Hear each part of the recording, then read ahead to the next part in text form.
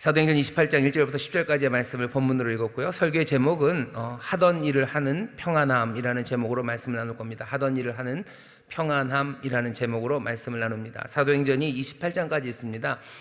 다른 성경책들보다 사도행전이 28장까지 있다는 걸 성도들이 잘 아셔요. 왜냐하면 사도행전 29장 이런 이야기들을 많이 하시기 때문이에요.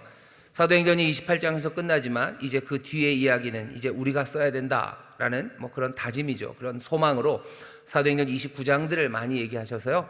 사도행전이 28장까지 있다는 걸 많은 성도들이 아십니다. 이제 사도행전의 마지막 장을 우리가 읽기 시작합니다. 마지막 장을 읽기 시작해요. 사도행전 처음 시작을 기억하시나요? 처음 시작에는 예수님께서 승천하시던 그 이야기부터 시작이 되는 겁니다. 성령을 약속하시고 제자들은 또 그 다락방에 모여서 열심으로 전심으로 기도에 힘쓰고 약속하신 성령은 정말로 그 모인 곳을 흔들고 불의 혀같이 갈라진 것이 그 머리에 임하고 급하고 강한 바람 같은 소리처럼 가득 충만하게 임하셔서 사람들이 전에 없었던 방식으로 방언하고 예언하고 그냥 그 예루살렘 거리로 뛰쳐나오는 그런 폭발적인 이야기로 사도행전이 시작되었었습니다.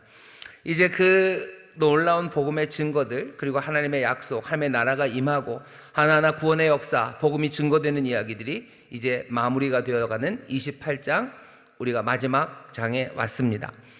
여기 마지막 장에 이르렀는데요, 1절을 보시면 우리가 구원을 얻은 후에 안즉 그 섬은 멜리데라 하더라. 섬에 하나 걸린다고 얘기를 했었어요. 27장 26절에서 바울이 그러죠. 우리가 한 섬에 걸리리라. 하나님을 믿는다고 안심하라고 말씀하신 대로 우리를 살게 하실 거라고, 그렇게 해서 우리를 한 섬에 걸리게 할 거라고 27장 26절에서 바울이 먼저 얘기했던 적이 있습니다. 아니나 다를까 말씀하신 그대로, 어쩌면 환상으로 보여주신 그대로 섬 하나에 걸리게 됐는데 그 섬이 멜리데입니다. 멜리데라는 섬은요, 지금은 몰타입니다. 여러분들 이탈리아 이렇게 반도가 쭉 있죠. 구두 긴 장화처럼 생긴 이탈리아 반도가 있고요.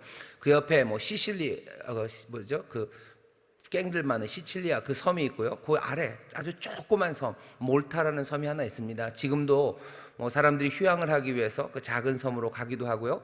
그런 작은 섬, 이탈리아 바로 아래쪽에 있는 몰타라는 섬, 그 섬에 걸리게 하셨습니다. 바울이 타고 있던 배에는 276명이 타고 있었어요. 굉장히 많죠. 276명이나 되는 사람들이 타고 있었던 배. 알렉산드리아에서 왔으니 수많은 화물들, 특별히 많은 먹을 것을 실었던 아주 큰 배입니다. 276명이 탔던 그 배가 적어도 2주간 동안 유라굴라라는 엄청난 지중해의 그 광풍에 표류하다가 그냥 걸려 간 곳이 몰타라는 섬입니다. 14일 동안 표류하는 동안 우리는 어떤 일이 있었는지 알아요. 14일 동안 어떤 일이 있었죠? 하나님이 약속을 주셨기 때문에 바울은 확신합니다. 그러니 그냥 배에 들어가서 잡니까? 하나님의 약속을 붙잡고 바울은 그 배에서 어쩌면 백부장도 할 수 없었던 일, 거기에 있는 선주와 선장도 할 수 없었던 그 일들을 바울이 그곳에서 당당하게 해냅니다. 거룻배를 내리고서 사공들 도망가려고 할 때 그것들도 가로막고요. 그리고 사람들이 뭔가를 다 포기하려고 할 때 소망의 말들로 사람들을 격려했던 사람도 바울입니다. 열 나흘이나 돼서 사람들 기진맥진할 때 이제는 먹어야 된다고, 너희들 소망을 갖고 먹으라고, 하나님이 이제 우리를 구원하신다고 사람들에게 떡을 나눠주고, 그래서 사람들의 힘을 북돋았던 사람도 바울입니다. 바울은 276명 중에 몇 명 안 되는 죄수였습니다. 이 배가 276명이 다 죄수는 아니에요. 여기는 선원도 있고요, 로마의 군인도 있고 죄수 몇 명이 거기 탔어요. 그 배에서 제일 약한 사람이 누구죠? 제일 약한 사람이 바울입니다. 바울은 선장도 아니고 선주도 아니고, 그렇다고 백부장도 아니고 로마의 군인도 아니고, 그리고 거기에 승객으로 탄 사람도 아니에요. 이 사람은 잡혀서 쇠사슬에 묶여서 로마로 끌려가고 있는 죄인, 어쩌면 276명의 그 승선원들 중에서 제일 연약하고 그리고 무력한 사람이 이 바울입니다. 바울이 열 나흘 동안, 2주 동안 그 바다, 그 거대한 바다, 거기에 그냥 낙엽처럼 떠있는 그 배에서 어떤 일을 했는지 여러분들 보셔야 돼요. 그냥 하나님의 약속이 있으니 자고 있으면 하나님이 그대로 알아서 해주시겠지, 죽지 않는다고 했으니 잘 되겠지 하고 가만히 있지 않습니다. 바울은 그 배에서요, 사람들을 살려내기 위해서 애를 써요. 이상하죠? 하나님이 살리신다고 그랬으면 가만히 있어야 되는 것 아닙니까? 아니요, 바울은 그렇게 하지 않습니다. 하나님은 어떻게 섬에 걸리게 하시겠죠. 하지만 그것을 믿는 바울은 조용히 배 밑창에 가서 요나처럼 잠자며 기다려오고 있지 않아요. 가장 연약하고 무력한 그 배에서 가장 약한 그 사람이 어쩌면 가장 강한 리더십으로 사람들을 이끌어 갑니다. 지금 당하고 있는 일들은 고난이에요. 그리고 당하고 있는 일들은 엄청난 환난 그리고 죽음이 몰려옵니다. 내가 연약할 때 뭐 별 문제 없으면 그래도 살만해요. 하지만 내가 연약한데 문제가 더 닥치면 나는 그냥 뭐 감당할 수 없는 그 무게, 내 연약한 가운데 무너질 수밖에 없을 것 같죠. 하지만 여기 이 배에 탄 바울은 다릅니다. 바울은 달라요. 오늘 여기 사도행전 우리가 28장을 읽는데 멜리다라는 섬에 지금 도착했어요. 그 섬에 구원이 지금 임하는데 구원이 어떻게 임하는지 우리 다시 한번 기억해야 됩니다. 내 삶의 구원이, 우리의 가정의 구원이 임할 것을 우리는 믿어요. 주 예수를 믿으라, 그리하면 너와 내 집이 구원을 얻는다고 분명히 말씀하셔서요. 그러니 나는 그 말을 믿고 나는 그냥 다락방에 가서 자고 있으면 됩니까?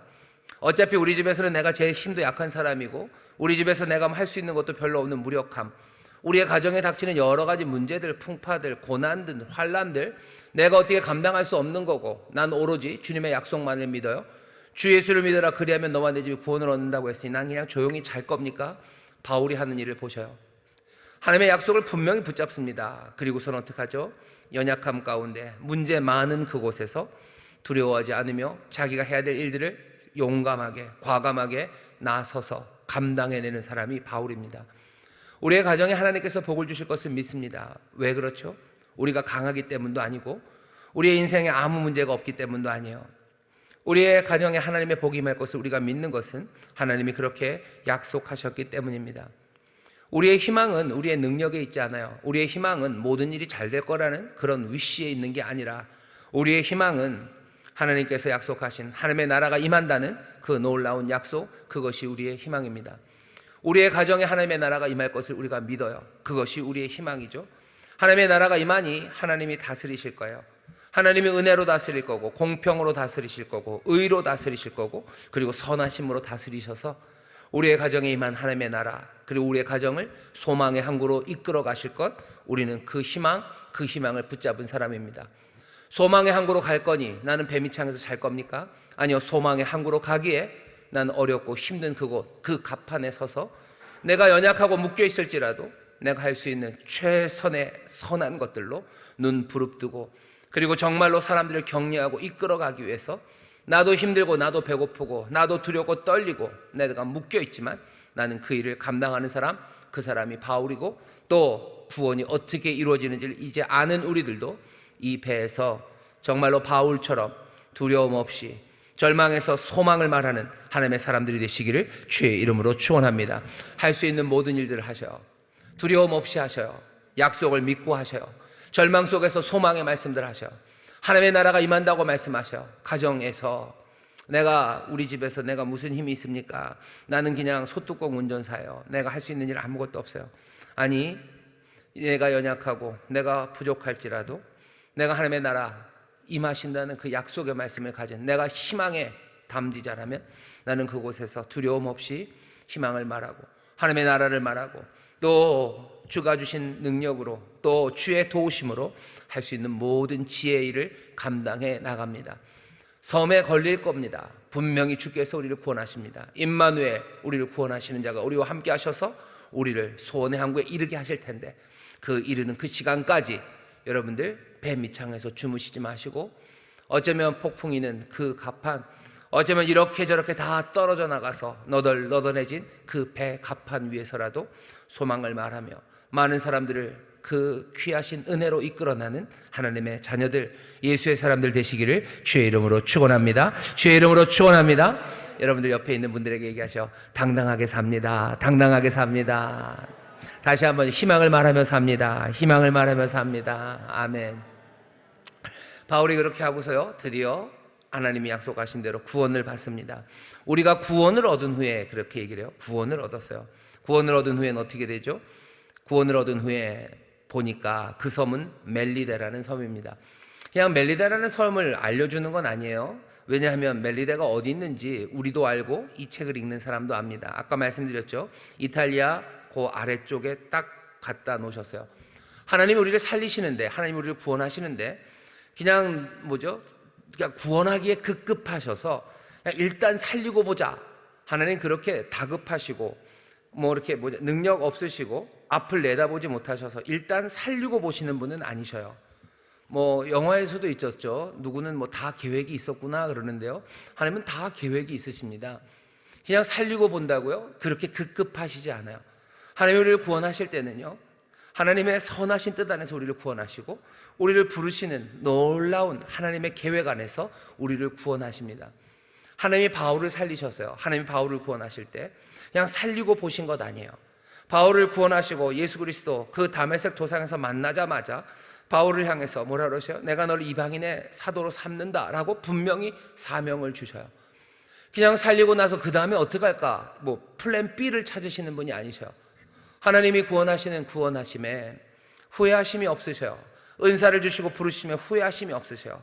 우리를 구원해내셨을 때는요, 이미 하나님께서 우리를 통해서 받으실 영광과 우리가 가야 될 그 길에 우리를 가져다 놓으신 거지, 우리를 구원하시고 막다른 길에다가 세워놓으시는 그런 하나님은 아니십니다. 멜리데에 갖다 놓으셨어요. 왜 멜리데란? 지중해 이렇게 쭉 보시면요, 지중해 이상하게 그 중간에 섬들이 좀 없습니다. 우리나라 저쪽 전라도나 그쪽처럼 무슨 다도해, 한려수도 그런 동네 아니에요. 이쪽에 아시아 그리고 이쪽 헬라, 그리스 쪽 거기에는 섬들이 좀 있어요. 하지만 그 중간에 섬이 없습니다. 섬이 없다가 갑자기 나타나는 섬이 고섬 몰타, 바로 그 멜리데예요. 구브로라고 하는 섬이 이쪽 어디죠? 팔레스타인 근처에 구브로가 있고, 그 다음에 크레테가 있어요. 크레테가 있고, 그 중간엔 섬이 없습니다. 그리고서는 나오는 작은 섬, 여기 몰타 멜리데에 가져다 놓으셨어요. 여기 이 섬에 걸린 것도 참 신기합니다. 이 작은 섬을 만난 것도 신기해요. 하지만 하나님이 그 섬에 가져다 놓으신 거예요. 사실은 만날 수 있는 해안은 굉장히 많습니다. 남쪽으로 가면 위험하긴 하지만, 거기 모래톱이 굉장히 위험해서 위험하긴 하지만 어디 아프리카 쪽에다가 갖다 놓으실 수도 있으셔요. 아니면 미친 바람이 불었으니 다시 떠난 곳으로 돌려보내셔서요, 저쪽 구브로 아니면 저쪽 가이사랴 그쪽으로 보내실 수도 있어요. 아니면 그리스 해변으로 보내실 수도 있어요. 아니면 아예 이탈리아 그 본도 이탈리아에 그냥 갖다가 놓으실 수도 있어요. 우리가 내려보니 그곳의 항구 이름은 무슨 뭐라 그럴까요? 베니스더라 이래도 좋아요. 아니면 우리가 가보니 거기는 피사더라 그래도 좋아요. 우리가 가보니 거긴 나폴리더라. 왜 기왕에 갈 거면 이탈리아 그 본도죠, 반도에다가 안 갖다 놓으셨어요? 저는 그렇게 생각합니다. 거기에다 갖다 놨으면요, 거기서 그냥 바로 로마로 가야 되는 거예요. 백길은 광풍 때문에 배가 못 다니지만 땅으로야 갈 수 있는 것 아닙니까? 그랬다면 그 광풍에 시달렸던 이 바울과 일행, 죄수 일행들은요, 그냥 그 겨울 로마까지 가야 했을 거예요. 로마에 가서 바로 재판은 시작되고 뭔가 구금이 시작됐을 겁니다. 그러니 하나님께서 기왕에 가실 때 멀리 갖다 놓지 않으셔서요, 이탈리아 그곳에 가장 가까운 섬, 하지만 이 겨울 동안에는 로마까지 갈 수 없는 곳, 그 몰타라는 아주 작은 섬, 거기에다 딱 가져다 놓으신 거예요. 로마로 가게 하셔요. 하지만 쉬게 하셔요. 본도, 그 반도에다가 배를 대게 하지 않으셔요. 그랬다간 그 겨울에 로마까지 가야 돼요. 멀리 갖다 놓지도 않으셔요. 딱 거기 그 몰타, 그 멜리데에다가 하나님이 바울을 가져다 놓으신 겁니다. 구원하실 때 하나님이 구원하실 때 구원하기 급급, 하나님 그렇게 조급하지 않으셔요. 하나님 우리를 살리시고 하나님 우리를 인도하실 때 하나님은 가장 선한 곳으로 인도하셔요. 하나님의 뜻을 이루기 위해서, 또 우리를 사랑하셔서 우리의 삶의 평안함과 우리의 삶의 은혜를 주시는 그 모든 것들을 고려하셔서 어쩌면 가져다 놓을 수 있는 가장 좋은 곳에서 우리를 구원하십니다. 하나님이 우리를 향해서 품으신 뜻을 여러분들 의심하지 마셔요. 하나님이 우리를 위해서 가지신 생각은 얼마나 선한지 모릅니다. 하나님이 우리를 인도하신 인도하심은 얼마나 지혜롭고, 그리고 뭐라고 말할 수 없는 그 찬란함과 아름다움이 그곳에 있으셔요. 하나님 우리를 구원하실 때 아름답게 구원하셔요.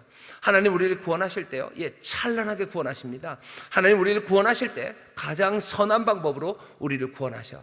주께 우리를 구원하여 주옵소서 기도하실 때 여러분 기도하십시오. 나를 그냥 살려내는 걸로 끝내지 않을 거예요. 은혜 위에 은혜를 주실 겁니다. 하나님의 지혜는 한이 없으셔요. 하나님의 능력은 한이 없으셔요. 우리를 향한 하나님의 은혜가, 사랑이, 긍휼이 한이 없으시니 주의 구원은 선하고 아름다운 구원인 줄 믿습니다. 옆에 있는 분들에게 얘기해 주세요. 주님은 우리를 아름답게 구원하십니다. 주님 우리를 아름답게 구원하십니다. 아멘, 아멘. 아름답게 구원하셔요. 구원하시고 어디다 갖다 놓으십니까? 그 아름다움은 살려내신 후에 어찌 되나 보자라고 하시는 게 아니라 딱 거기 사명을 위해 달려나갈 그곳에 가져다 두십니다. 모세를 생각해 보셔요. 어린 모세, 그 아기 모세를 하나님이 구원하셔요. 역청에다가 엮은 갈대 상자에다가 아기 모세를 집어넣고 어디요? 나일강으로 띄워보냅니다. 누가 건질 수 있어요? 아무나 건질 수 있어요. 하나님은 누구에게 구원하게 하셔요? 바로의 딸에게 구원하게 합니다. 그리고 모세를 딱 어디다 갖다 놓으셔요? 바로의 궁에 딱 갖다 놓으셔요. 바로의 궁에 갖다 놓으셔요. 바로의 궁에 갖다 놓으셔서 모세가 앞으로 이스라엘을 구원하는 그 일에 쓰임되게 하시려고 그곳 바로의 궁에서 40년을 자라게 하셔요. 그러더니 또 어떻게 하셔요? 사람을 죽인 모세가 도망갑니다. 도망갈 곳은 많아요. 어디든지 더 갈 수 있죠. 그런데 마침 어디로 가게 하십니까? 미디안 그 광야로 가게 하셔요. 미디안 광야는 시내산이 있는 곳이에요. 이스라엘이 걸어가야 될 그 땅이에요. 그 광야 40년을 이스라엘이 살아갈 겁니다. 모세를 그곳에서 40년 동안 살아가게 하셔요. 하나님이 구원하시고 하나님이 건져내십니다. 건져내는데 그 끝에서 막다른 골목에 가져다 놓으십니까? 아니요. 딱 사명으로 구원 그 이후에 하나님의 일을 감당할 그곳에 우리를 가져다 놓으셔요. 한나를 통해서 사무엘을 낳게 하십니다. 사무엘을 낳아서 어디다 딱 두셔요? 엘리의 집 거기에 딱 두셔요. 하나님께서 사무엘을 통해서 이스라엘 백성들에게 하나님의 말씀을 가르치고 또 그 백성에게 정말로 좋은 사사를 주시려고 사무엘을 어디? 엘리의 집에 두십니다. 우리를 살리시는 하나님, 그 살리시는 구원은 우리를 사명의 자리에 가져다 놓습니다. 우리를 살리시고 우리를 사명으로 부르셔요. 우리를 자녀 삼으시고 하나님의 자녀의 일을 하게 하십니다. 아이고 참 뭐랄까 계획도 철저하시군. 하나님 계획이 철저하셔요. 우리를 하나님의 자녀 삼으시고서 뱀이창에다가 깔아놓지 않으셔요. 우리를 하나님의 자녀 삼으시고서 그냥 그냥 편안한데 두지 않으셔요. 하나님이 너무 엄격하신 것 아닙니까? 아니 그렇지 않습니다. 하나님의 자녀가 된 사람들, 하나님의 자녀로 살아가는 것이 복이 되기 때문입니다. 내가 하나님의 자녀가 되었다는 타이틀 하나, 내 주머니에 하나님의 자녀라는 주민등록증 하나 꽂아준 거, 그것으로 내 삶이 밝아지지 않아요. 우리를 하나님의 자녀로 부르시고 우리가 하나님의 자녀로 살아갈 때 내 삶의 광명과 참된 빛이 그리고 풍성한 생명이 거기에 있기 때문입니다. 내 신분이 바뀌었다는 게 그게 뭐가 그렇게 중요합니까? 내가 거기서 그 신분으로 살아가야 중요한 것 아닙니까? 여러분들이 모르겠어요. 어떤 신분증 아니면 어떤 회원증이 대한민국에서는 제일 좋을지 모르겠는데 그런 게 있다고 칩시다. 어마어마하게 좋은 피트니스 클럽 회원이라고 나에게 얘기를 해준다고. 내 주머니에다 넌 거기부터 이제 회원이다라고 주머니에 딱 찔러줬어요. 그거 갖고 있으면 다 됩니까? 아니요. 그거 가지고 뭐 해야 돼요? 거기서 피트니스 거기 가서 이것도 타고 멋진 남자도 보고 좀 이상하네요.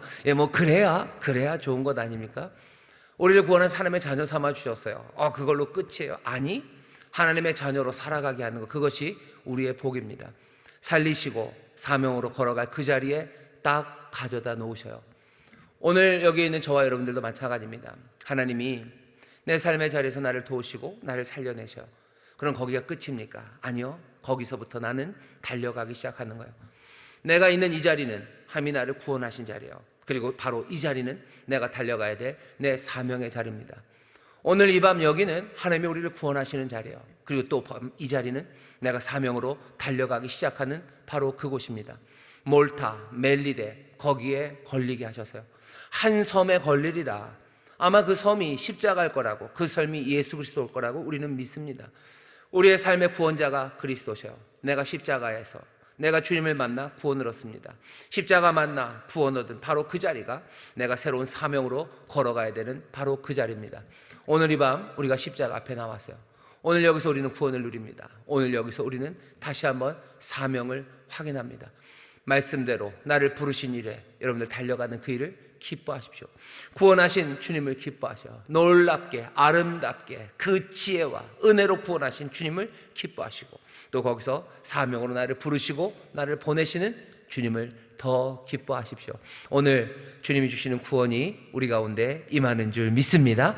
오늘 우리가 또 사명으로 달려가게 되는 줄 믿습니다. 자, 이제 그 섬에 걸렸습니다. 토인들이, 이게 참 뭐라 그래야 되나, 이런 말씀은 좀 그런데 토인이라고 써놨어요. 갑자기 뭐 우가 뭐 이럴 것 같죠. 이 토인들은 우가 하는 사람들은 아니고 몰타에 사는 사람들입니다. 근데 왜 토인이라고 불렀어요? 그냥 번역을 그렇게 한 겁니다. 그냥 뭐 원주민 이렇게 하지 왜 토인이라고 불렀을까? 나름 나름 원래 의미를 살리려고 토인이라고 했는데 이런 뜻입니다. 바바로스예요. 바바로스라는 헬라어인데요.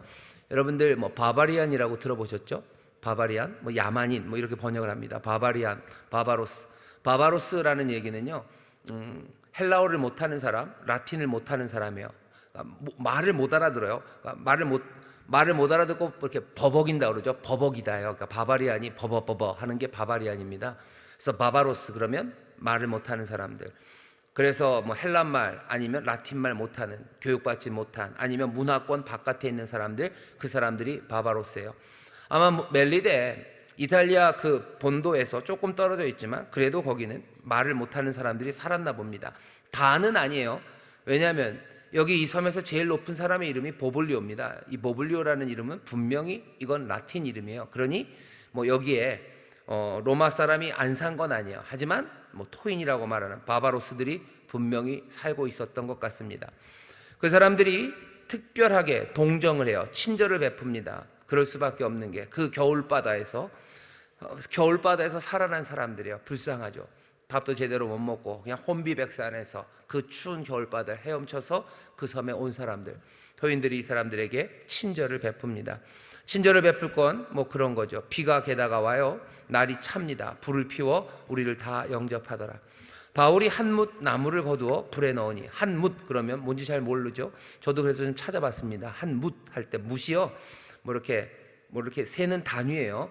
그래서 뭐라 그러더라, 뭐 조기 같은 것도 한 뭇 그러면 열 마리를 한 뭇이라고 그런답니다. 뭐 고등어 한 손 그러면 두 마리죠. 뭇 익숙하진 않아요. 근데 그냥 예전 말이 그대로 쓰여졌습니다. 바울이 한 뭇 나무를, 나무까지 한 10개 정도, 한 묶음 정도를 가져왔다는 겁니다. 나무를 거두어 불에 넣으니 뜨거움을 인하여 거기 안에 있던 독사가 나와 그 손을 물고 있는지라. 토인들이 이 짐승이 그 손에 달림을 보고 서로 말하되, 진실로 이 사람은 살인한 자로다. 바다에서는 구원을 얻었으나 공의가 살지 못하게 하심이로다 하더니, 바울을 뱀이 문 걸 보고요, 그 토인들, 거기 있는 원주민들이 얘기합니다. 저건 독사예요. 죽었어요. 그 풍랑에서, 바다에서 살아나왔지만 나오자마자 이제 죽게 된 걸 보니 저 사람은 진짜 나쁜 놈인가 보다. 정의의 신이 가만두질 않네. 뭐 이런 느낌으로 바울을 봅니다. 바울은 어떻게 합니까? 그 짐승을 불에 떨어뜨림에 조금도 상함이 없습니다. 바울은 그냥 뭐 깜짝 놀라지도 않아요. 아니면 뭐 손을 잡고 예수 이름으로, 그런 것도 없어요. 그냥 툴툴 털어서 불에다 떨어뜨립니다. 하지만 상함이 없어요. 사람들을 보는 거죠. 이제 언제 죽나 봅니다. 붙든지 혹 갑자기 엎드려서 죽을 줄 저희가 기다렸지만 오래 기다려도 그에게 아무 이상이 없습니다. 그러니 생각을 돌렸어요. 아, 이 사람이 죽을 사람, 나쁜 사람이 아니라 오히려 신이라, 신인가 보다. 사람이 아니다. 독사에 물리고도 죽지 않으니 이 사람은 신인가 보다. 바다에서 살아나온, 바다에서 걸어나온 신인가 보다. 그렇게까지 생각을 합니다.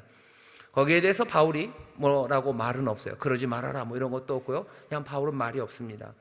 그 다음 이야기는 7절이요. 그 섬의 제일 높은 사람 보블리오 하는 이가 그 근처에 토지가 있는지라. 어쩌면 바울의 이 사건, 독사에 물렸지만 죽지 않은 이 일을 봐서 그랬는지, 아니면 로마의 백부장이 왔으니, 그렇죠? 로마 파선돼서 나온 사람들 중에 로마의 백부장이 있는 거예요. 그러니 그 섬의 제일 높은 사람 보블리오가 뭐 백부장에게 잘해줘야 되겠죠. 또 게다가 독사에 물리고도 죽지 않은 사람이 있으니 잘해줘야 되겠죠. 여러 가지 이유가 있었을 겁니다. 보블리오라는 사람이 자기 집으로 사흘이나 친절히 유숙하게 합니다. 보블리오는 멜리드에서 제일 높은 사람이요. 그 사람의 아버지가 아픕니다. 열병과 이질에 걸려 누워 있습니다. 그러니 어떻게 해요? 누가 바울에게 와서 뭐라고 얘기하는 것 같지도 않아요. 아무 얘기도 없어요. 그냥 바울은 들어가서 기도하고 그에게 안수하여 낫게 합니다. 그 다음 이야기는 뭐 우리가 예상하는 바요. 그 섬에 있는 많은 아픈 사람들이 다 바울에게로 오고요. 바울은 그 사람들을 고치고 그 사람들은 고침을 받습니다. 그 다음에 우리가 기대하는 이야기는 감사한 이 사람들이 후한 예로 아마 좋은 것들 많이 가져와서요. 이 276명이 다시 떠날 때 그 배에 여러 가지 좋은 것들을 실어 올립니다. 배는 언제 떠나냐면 3개월 있다 떠날 거예요. 겨울이 지난 후에 알렉산드리아에서 왔던 배 하나가 멜리데 섬에 정박하고 있었는데 그 배를 타고 로마를 향해 떠납니다. 3개월 동안 바울은 그곳에서 사람들을 고치고 또 그 사람들은 감사하며 이런저런 것들을 가져오고 그래서 3개월을 잘 편안하게 있은 후에 로마로 떠나갑니다. 그게 오늘 우리가 읽은 본문의 내용입니다. 자, 이 말씀을 읽어보면 모르겠습니다. 저는 이 말씀을 쭉 읽으면서요, 갑자기는 아니고 그런 생각이 듭니다. 무슨 이야기인지는 잘 알겠어요. 아, 그렇다라고 생각을 했는데 여기 보면 바울이요 너무 침착합니다. 우리가 이제껏 바울이 여기 28장 오기 전까지의 사건들을 아실 거예요. 에베소에서 어떤 일이 있는지 아시죠? 사람들이 막 마술책을 불태우고 아데미 신전이 왕왕 울리고 바울이 예루살렘에 갔을 때 사람들이 잡으러 뛰쳐나오고 무슨 총독이 나오고 천부장이 나오고 무슨 벨릭스라는 총독 앞에서 베스도라는 총독 앞에서 재판이 있고 가이사랴에서 2년 동안 구금이 되고 또 그 유명한 아그리빠가 와서 또 바울의 말을 듣고 그 말을 들은 후에는 다시 어디예요? 그 풍랑 있는 바다를 헤쳐서 여기까지 왔어요. 우리가 지금 바울의 앞에 있었던 이야기들은요 어마어마한 이야기들, 그 이야기들을 우리가 들었습니다. 폭동에 관한 이야기예요. 매질이에요. 돌팔 매질이에요. 구금이에요. 그리고 굉장히 화려한 사람들 앞에서의 재판입니다. 온갖 파란만장한 일들이 우리 앞에서 펼쳐졌었습니다. 이제 그 파란만장한 일들, 게다가 마지막으로는 그 바다, 그리고 뱀, 그 공격, 그 이후 바울은 너무나 조용해 보입니다. 오늘 읽은 본문에서요, 오늘 설교의 제목이 하던 일을 하는 평안함입니다. 바울은 지금 여기 별로 움직이는 게 없는 것 같아요. 한문 나무를 가져다가 불에 떼웁니다. 이 바울은 지금 난파선의 영웅이에요. 14일 동안 난파돼서 표류하던 이 배에서 이 사람들 살려낸 건 거의 바울입니다. 사람들이 다 알아요. 그런데 바울은 그것에 대해서 자랑하는 것도 없어요. 봐라, 한 섬에 걸린다고 하지 않았냐, 그런 것도 없어요. 내가 아니었으면 니들은 어쩔 뻔했냐, 이런 것도 없어요. 아니, 그 기회를 뭔가를 어떻게 해보려는 시도가 아무것도 없이 여기 멜리데 섬에 내려서요, 바울은 그냥 조용히 한문나무를 거두어 불에 넣습니다. 토인들이 친절을 베풀어서 비가 오니까 추우니까 불 떼놓은 거기에 그냥 나무 한 담 그거 가져다 그냥 집어넣고 있어요. 바울의 움직임이 굉장히 조용합니다. 뱀이 물었어요. 그냥 뱀이 손에 붙었습니다. 여기에 무슨 호들갑 떠는 것도 없어요. 예수의 이름으로 이런 것도 없어요. 그냥 떨어뜨려서 불에다가 그냥 집어넣을 뿐이에요. 아무 말이 없어요. 아무 말이, 비명도 없고 또 하나님의 말을 향한 기도도 없고 아무것도 없이 그냥 떨어버립니다. 여기 보블리오라는 사람의 아버지가 아파요. 아픈데 거기 가서도 마찬가지예요.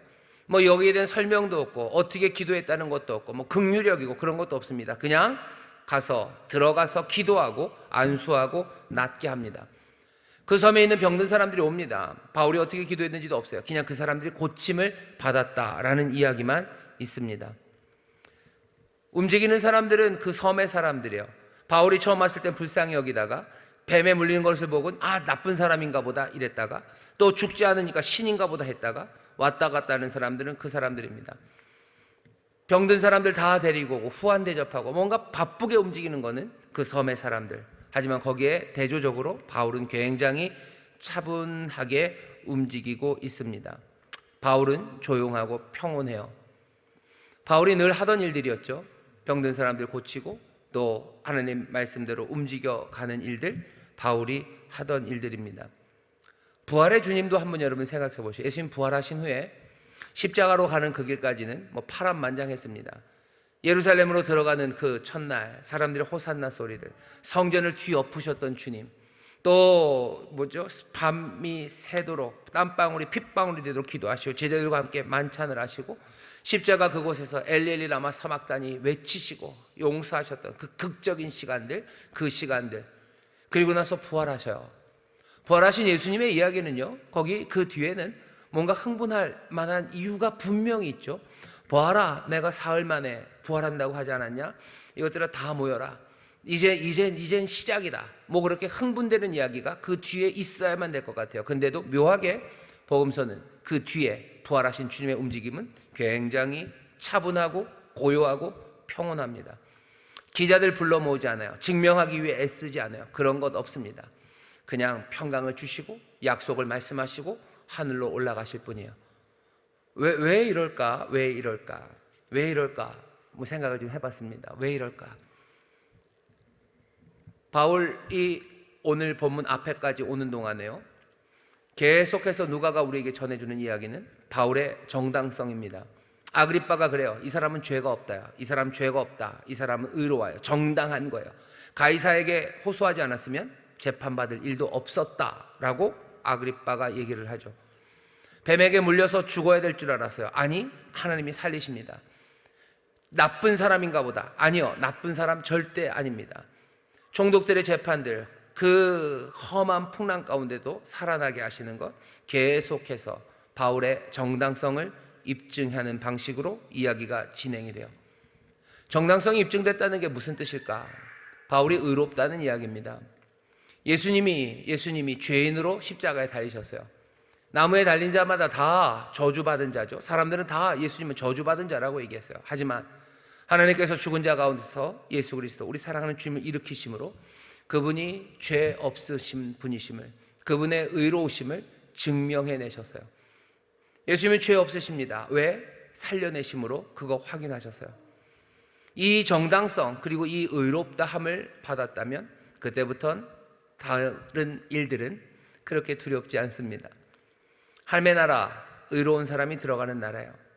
하나님의 나라, 의로운 사람이 들어가는 나라고, 하나님이 나를 정당하다고, 나를 의롭다고 말씀하신다면 내 삶은 이제 평온함 가운데 나에게 맡겨진 그 길을 걸어갈 뿐이에요. 내가 내 정당성을 입증하기 위해서 애쓸 필요 없어요. 하나님이 나를 정당하다고 하셔요. 하나님이 나를 의롭다고 하셔요. 그것이 분명합니다. 그 다음부터는 나는 평온하게 움직이기 시작하는 겁니다. 사도행전 제일 마지막의 이야기는 그래요. 나중에 뭐 앞으로 한 2주 정도 더 읽어갈 건데요, 사도행전의 끝이 왜 앞에는 뭐 막 폭죽이 터지는 것 같고요, 막 그렇습니다. 근데 왜 이 뒤에는 이렇게 평온하게 이야기가 마무리될까? 어쩌면 오늘 설교의 제목, 하던 일을 평안함으로 하기 시작하는 거예요. 그냥 늘 하던 것처럼 이제 내가 뭔가를 증명해야 될 필요 없습니다. 하나님이 나를 정당하다고, 이것이 옳다고 분명하게 얘기하셨어요. 죽음을 지나며, 뱀을 지나며, 바다를 지나며, 온갖 세상의 재판정을 지나며 바울은 자기의 정당성이 확보되었음을 알아요. 그 다음부터는 그냥 움직여갈 뿐입니다.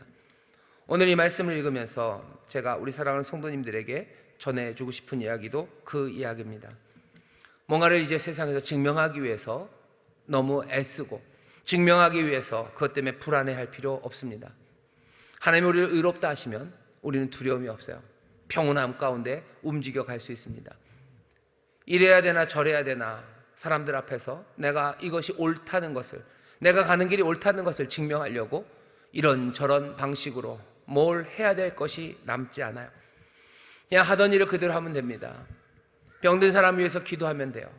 문제 있는 사람들을 위해서 기도하면 돼요. 안수하면 돼요. 복음 증거하면 돼요. 내가 싸워야 되는 싸움들 그냥 싸워 나가면 돼요. 평온함 가운데 하던 일을 하면 됩니다. 바울은 놀랐을 거예요. 자기가 그 광풍을 지나고서 내가 여기서 이제 하는 일이 특별히 다른 일이 아니에요. 또 사람들의 아픈 사람들 기도해서 고쳐주고, 또 하나님의 영광을 위해서 내가 걸어가는 일, 같은 일을 합니다. 내가 같은 일을 하는데 평온함 가운데 그 일을 하고 있는 바울, 아마 자기 자신을 보게 됩니다. 내가 로마에 가서 할 일이 특별한 일이 아닐 거예요. 나중에 보면 알겠지만 바울이 로마에 가서 특별한 일을 합니까? 로마에 합당한 뭔가를 합니까? 아니에요. 늘 하던 대로 내가 갇혀 있으면 갇혀 있는 그곳에서 하나씩 하나님의 말씀을 전하기 시작할 뿐이에요. 아픈 사람들 오면 기도해서 고치고, 또 하나님의 영광이 나타나면 감사하고, 복음을 증거하고, 말씀대로 하나하나 거룩함으로 살아가고, 내가 있는 그곳에서 평온함 가운데 하던 일들을 해 나가기 시작합니다. 사도행전의 마무리가 그렇게 되어 간다는 게 저는 조금은 놀랍고요. 놀랍고, 그리고 또 하는 생각이 듭니다. 이 시절에 교회가 우리의 의로움을, 우리의 정당성을 증명하기 위해서 온갖 몸부림들을 칩니다.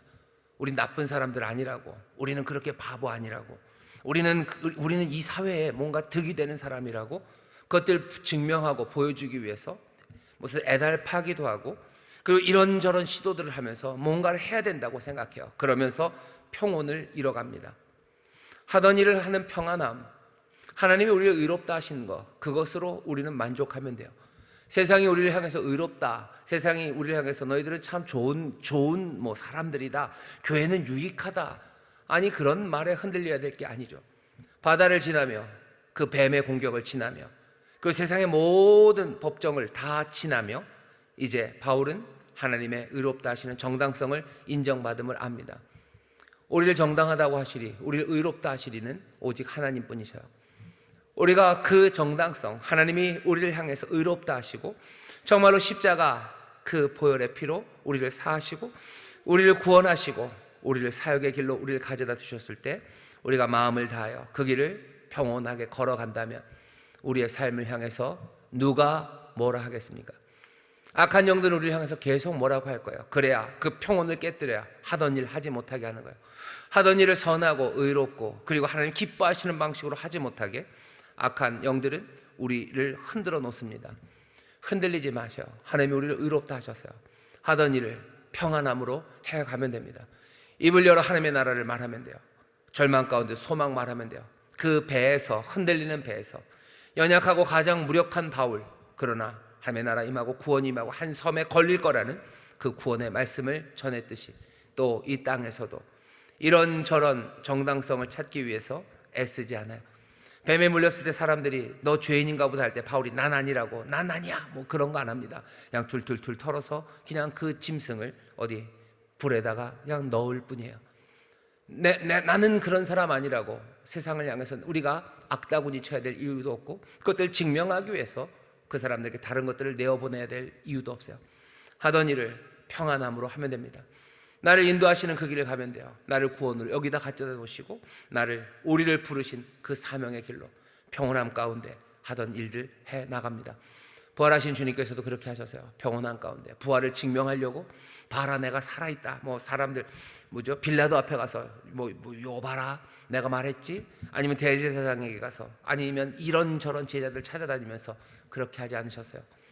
평안을 주시고 주셔야 되는 성령을 부어주시고 다시 한번 약속을 주시고 가야 할 길들을 알려주시고 사랑으로 격려하시고 용서하시고 위로하시고 하던 일을 평안함 가운데 해 나가십니다. 이 시절을 살아가는 우리들, 사도행전 29장을 써야 되는 우리들도 어쩌면 사도행전 29장은 폭죽 터지는 그런 시간들은 아닐 겁니다. 평안한 가운데 하던 일을, 하나님이 우리를 의롭다 하시고 이 길이 옳다 하시니 우리는 서로 격려하며 한 걸음 한 걸음 평온한 가운데 걸어가시면 됩니다. 전도하는 일에 평안함으로 하시기를 바랍니다. 병 낫기를 위해서 기도할 때 평안함으로 하셔요. 이게 나으면 어떡할까, 안 나으면 어떡할까. 이 말씀 준비하면서 저도 그런 생각했어요.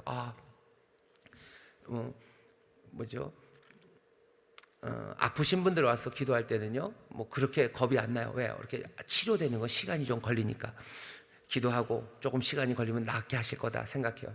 근데 제일 어려운 게 뭐냐면 약간 귀신 들린 분들 오실 때요, 이게 바로 나아야 되는데, 그렇죠? 기도하면 바로 나아야 되는데 안 낫고 이게 더 이상해지면 난처하다 이제 그렇게 되는 거예요. 그러면 어떻게 합니까? 떨립니다. 이거 기도해서 안 나으면 내 정당성이 인정받지 못할 것 같은 거죠. 하나님이 나를 인정하지 않으시는 것 같을 것 같아요. 이런 큰일 났군. 어떻게 합니까? 그러니 평온함이 깨지는 거예요. 귀신 들린 분들 모시고 온다 그러면 떨려요. 큰일 났다. 저를 위해서 기도해 주셔요. 근데 이젠 안 떨 것 같아요. 이젠 안 떱니다. 이젠 안 떨어요. 오늘 말씀 때문에 안 떨어요. 하던 일을 평온함으로 할 거예요. 내가 그걸 쫓아내야 하나님이 나를 목사로 세우시고 그래야 내가 뭐가 된다? 아니요, 그렇지 않아요. 우리의 정당성 하나님이 인정해 주신 거. 하나님이 나를 부르셨고 하나님이 나를 구원하셨고 하나님이 나를 보내셨어요. 그러면 나는 평안함 가운데 내가 하던 일을 하면 됩니다.